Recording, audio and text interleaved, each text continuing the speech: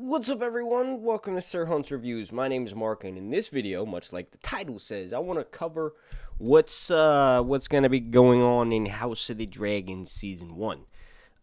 More specifically, what is the book guide? Now, I've made a few of these videos before, and if you like this kind of content, please do me a massive favor and slap a like on this video. Like goal's gonna be 420. Alright, get it?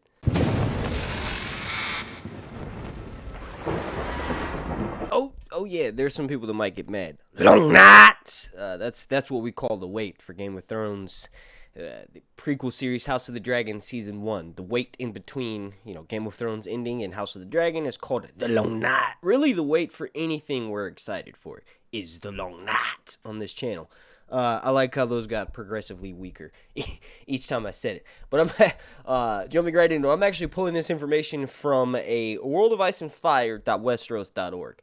Now, it would be a lot harder to go through the book and then sort of highlight all of this information, so it's easier to pull from this guide, which was is pretty much details all the information and goes through like the entire events of the story. But I'm going to try to cover what I think will happen in the first season, basing the information that we've gotten leaked from like casting that hasn't been officially announced, and then also some leaked scenes, and then just like general trajectory with 10 episodes. How much of this story can you cover? Yeah, like I said, jumping right into it. So, for those who are unaware, the Dance of Dragons, also known as the Dying of Dragons, was a civil war during the Targaryen rule of the Seven Kingdoms. A war of succession between Aegon II and his sister wife Rhaenyra over their father Viserys I's throne.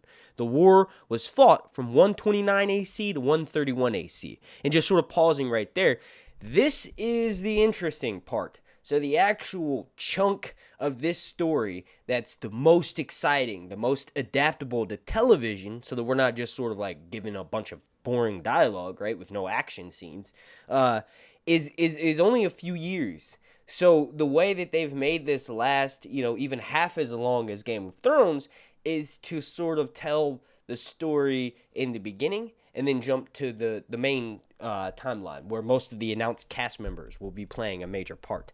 So the way they're going to most likely do that is, I think they're going to show, at least for the first couple of episodes, very little of the main storyline, right? So obviously the first opening scene will be the main storyline. I think it will be maybe the 5th year anniversary of Alicent and Rhaenyra's father, Viserys I, who's king at the time of the story.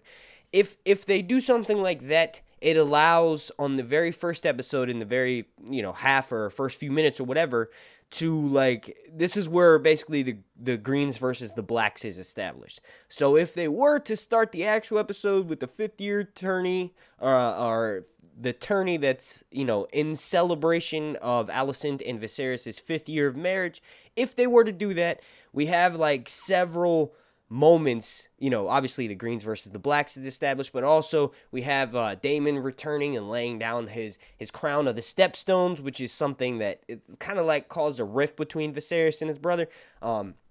This would be an interesting moment to sort of start the main storyline. But I think a good chunk of this first season is going to be spent in flashbacks, mainly because we've gotten an insane amount of, like, you can't even really call it leaked information. People are just sleuthing who has been confirmed to be on the TV show and looking who they follow on Instagram or who follows them. And if it's like an actor or an actress or just someone that's in the industry, everyone's like, oh, this fucking person's confirmed. Now, I try to do videos for every, like, legitimate casting. Obviously those people are friends with other actors and actresses, and they all kind of follow each other. They're all like from the UK. They could literally just be working on different projects. So it's not confirmed 100%, so I don't make videos on those. But there was a casting who I think was going to be playing King JAEHAERYS, and if that's the case, then maybe this first episode will not only include the 5th year anniversary of Alicent and Viserys, but also we could get a flashback to the Great Council of 101 AC. Maybe it's possible to, in the first episode, show 2 massive points of contention in this story, and really that lays the groundwork for the rest of not only the first season, but for the rest of the series. It's kind of a big task to take on. Like, it would be really hard for a TV show to show everything unless they do it the right way. Like, Game of Thrones and Dan and Dave, they were not a big fan of flashbacks. Like obviously one of the ways Martin tells his stories is through the POV of other characters, and they'll sort of reminisce about what happened in the past, and that's one way to sort of glance back at it. But Dan and Dave in Game of Thrones was not known for flashbacks. They had a lot more in the later seasons, and they used them to tell like penultimate moments of the story. Well, this prequel series, I think, is going to be throwing away that method of only using it for key moments. I think they're going to tell the entire story of the past, or at least the good chunk of it, which at this point, you probably can't even call it a flashback. They just have two parallel timelines. HBO is famous for this with another show, Westworld. Westworld, the entire first season, you don't know, unless you obviously, are super smart and you figured it out right away, or maybe someone told you about the TV show. You don't really know what timeline we're in because it's so mixed and matched, and maybe that's what they're gonna do for this new House of the Dragon series, Game of Thrones prequel series. Which the reason why I keep saying that is because there was someone who's like part of HBO's content marketing or something who said that the official title of the show is going to be Game of Thrones House of the Dragon, which makes sense. If the average show watcher who doesn't get online, doesn't get on the internet, obviously there hasn't been a fucking trailer yet, so even if they don't normally do that, there hasn't been a reason for them to get on YouTube or social media in general. They may not know about this show. So one of the ways to connect it, obviously just from the title alone, Dragons, Game of Thrones, obviously it's coming on HBO. That's, sort of a link in and of itself, but it's to put, in the official marketing, Game of Thrones, ... House of the Dragon, right? So that kind of makes more sense from a marketing standpoint. But getting way back on track here, I think this show is going to, it's going to flash back and forth so much, we're just going to have two separate timelines. It's not necessarily going to be flashbacks. Like, it'll be easy to tell by, the actors' counterparts for when they're younger.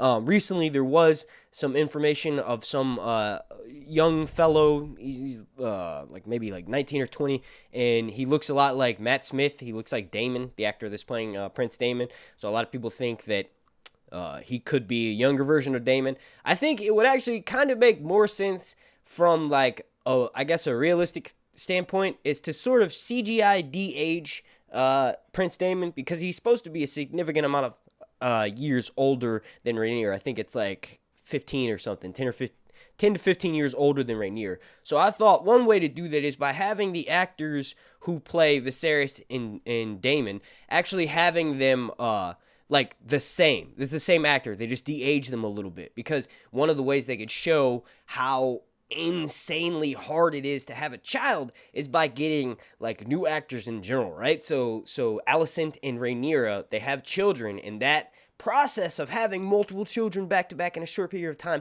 ages them quickly. So that would add sort of a realistic element to the story, because obviously Daemon and Viserys aren't popping out babies, and this is medieval times, so I doubt they're even taking part in raising their children. So they're not going to be as stressed out and aged as much as the women will. So it would, I don't know. I thought that would be a good way of showing that. We could use some of Disney's CGI. We do know that they're lending the technology of The Mandalorian to HBO and to Warner Brothers, and that's actually what they built in that massive studio in Leavesden, is that just something that's going to help move this along quicker, which is more CGI. This show has so many more fucking dragons, so if they're going to be able to put out a season every year or a season every year and a half, we have to be able to move quickly along with that. And I think maybe Disney could lend some of their de-aging technology that they've used in a lot of their Star Wars and Marvel movies.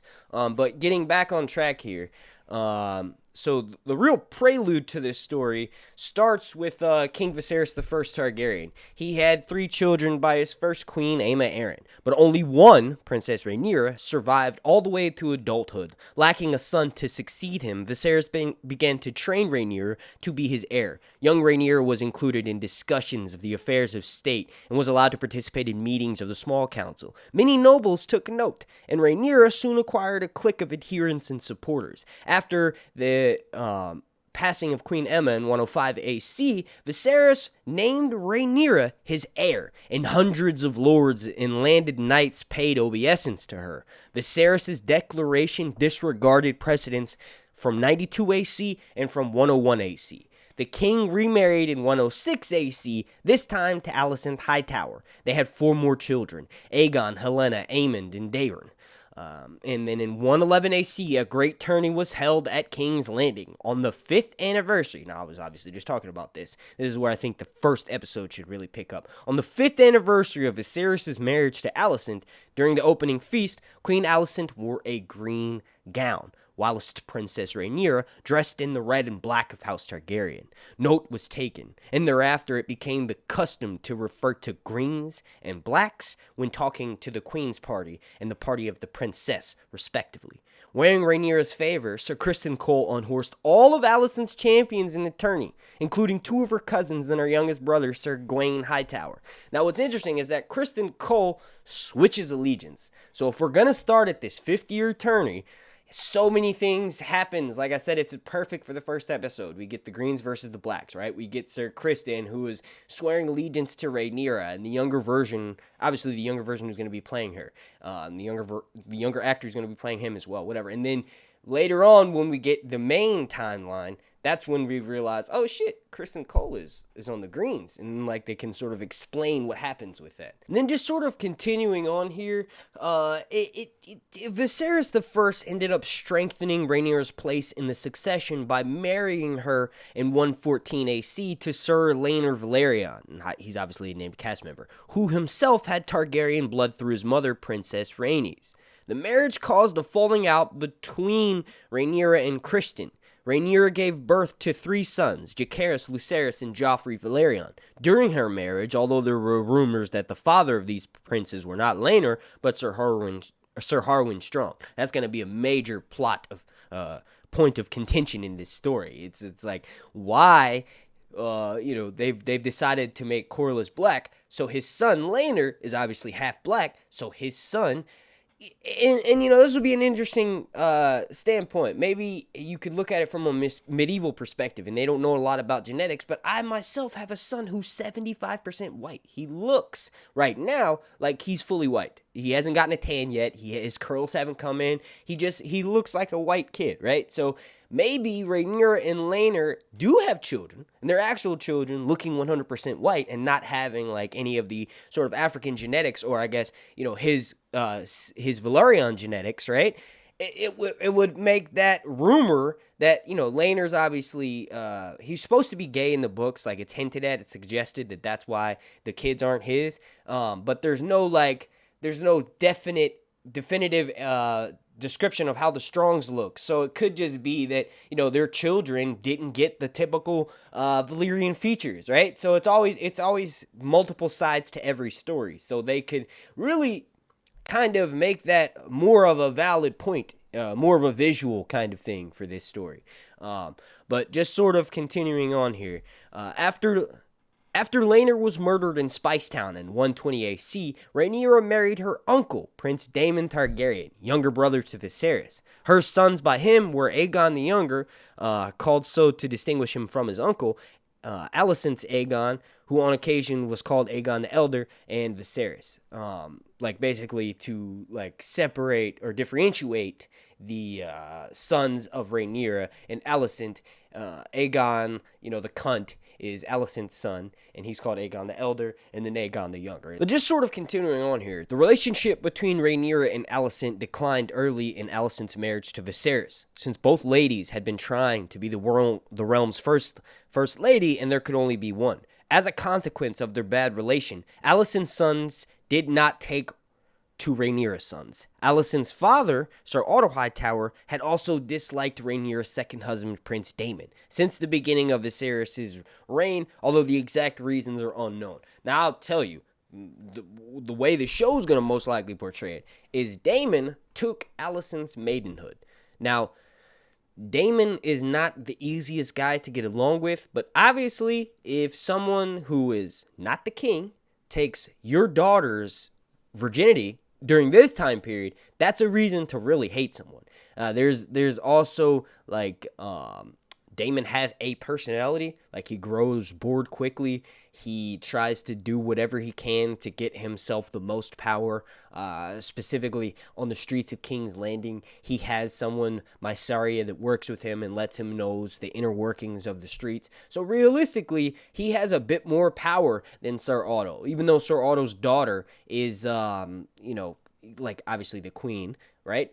And then Sir Otto himself is the hand of the king, right? You could argue that because Daemon is who he is, something like, at least when this story starts, Daemon is said to be the next in line for the Iron Throne. So maybe this is why the series picks up when Viserys names Rhaenyra the heir. Everyone just assumes that obviously the king's brother, because he doesn't have any male children, would be the next heir to the throne. And since Viserys doesn't do that, Daemon sort of has to make his own way, like manipulate things and gain as much power as he can to sort of like counteract the fact that his brother won't name him next in line for the Iron Throne, even though that's how you would do it with tradition, because, Viserys doesn't have any male heirs. And that's why I mentioned earlier that when Viserys named Rhaenyra his heir, he was going against, previous councils from 92 AC and then 101 AC, where it had been established that it should go to the oldest male heir, regardless, the male heir, regardless if there was a female heir more viable and older and more wizened or better in line to run the kingdom, like Rhaenyra herself. There had been precedents set in the Seven Kingdoms where, even though Viserys said he wants his daughter to do that, even though Rhaenyra had been raised to do that, it is kind of like the laws of the kingdom. Like, no, you can't. Always has to go to a male heir first. It's sort of part of that patriarchal society. They don't think that a female can rule the same way that a man can. So back in that time period, Viserys doing what he did was pretty crazy. And it's noted in the story that hundreds of lords backed him, but there were probably several people that were like, nah, fuck that. We need a male Targaryen heir. And then when Viserys has male Targaryen heir and doesn't go back on that and change Rhaenyra, to not being the Princess of Dragonstone and naming one of his sons that he has with Alicent, he doesn't name them the Prince of Dragonstone. That it's a crazy fucking deal. And that's mostly what these first couple episodes and this first season is really going to be focusing on. They're going to show you that, yes, there were people that backed Viserys' decision to make his daughter the heir to the kingdom, but there was also people who didn't. Some of those people were closest to him, right? It's not necessarily specifically mentioned in the story if Sir Otto doesn't like Rhaenyra early on, but I mean, the fact that, she's the heir over his grandsons, over Sir Otto's grandsons, is just an easy point of contention. It's going to be interesting to see the liberties that this story and this show is going to take. Like, how are they going to expand on it? Right? Because Fire and Blood Part 1 and The Princess and the Queen and The Rogue Prince or A King's Brother, those are all sort of like history books. They're written from multiple people's perspective, and you kind of have to read all of them to sort of judge for yourself what's the true version of the story. That's what Ryan Condal and that's what Miguel Sapochnik, and obviously with the help of George, that's what their task of doing is like they get a lot more freedom with this story in the sense that they have a guide to it that's already completed, but some of it's left to like multiple different people's perspective, and the truth is somewhere in between those. But just sort of continuing on here, we'll skip ahead a little bit to the coronation of Aegon II. So basically, Viserys dies, and after Viserys dies, there is like a sort of a small council meeting that's not really official. So Alicent and Sir Criston Cole sent out the Kingsguard to summon the small council members. During the gathering, the conversation quickly steered towards Rhaenyra's coronation, but Sir Otto Hightower, the Hand of the King, told those who had gathered that Prince Aegon the Elder would be crowned, while the Sword Lyman Beesbury, the Master of Coin, insisted Rhaenyra should be crowned a queen. So everybody's like, oh shit, how are we going to do this? Rhaenyra's coronation, let's figure this all out. And then obviously Sir Otto comes and he's like, nah, hold the fuck up. My grandson, Prince Aegon the Elder, who is Viserys' confirmed son, who is a Targaryen male heir, he's going to be crowned, right? And it's kind of like he's the Hand of the King. What are you going to do to contest that, right? Like, Rhaenyra's not there. She's off in Dragonstone. So they kind of just hijacked the meeting. And what's interesting is that it's not just that he's the Hand of the King, but he was also the Hand of the King towards the end of the Great King's realm. So when Viserys was chosen to come on after the old King JAEHAERYS died, he made Sir Otto his hand.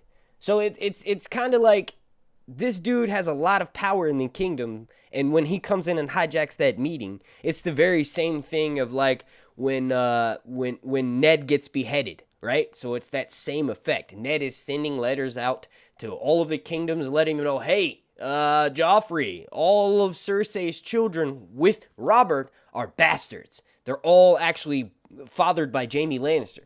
And then Ned gets beheaded to keep that a secret. This is kind of the same thing. This meeting gets sort of muffled. And Lyman Beesbury, the one person who protests this and says, nah, hold up, niggas, nah, it's Rhaenyra's turn.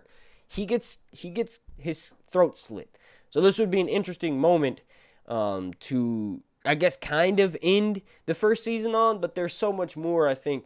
That would be like a good like mid-season sort of like, not finale, but you know, the like halfway through seasons of most TV shows, the plot starts to thicken and pick up, and I think that point, that death would be a good point to, you know, sort of like happen on the 4th or 5th episode, and then flashing back and forth between two different storylines. I don't necessarily think they're flashbacks, because that would be like a once in every couple episodes thing, maybe once an episode, but they're obviously with named actresses playing younger versions of Princess Rhaenyra and Queen Alicent. They're obviously going to have a lot more story time and screen time in this first season, so I think it'll just be better to just realize that it's going to be two different storylines, much like Westworld, although I think it'll be way less confusing because we're going to see younger versions of those actresses. They're probably going to have a lot of characters repeat their names a lot.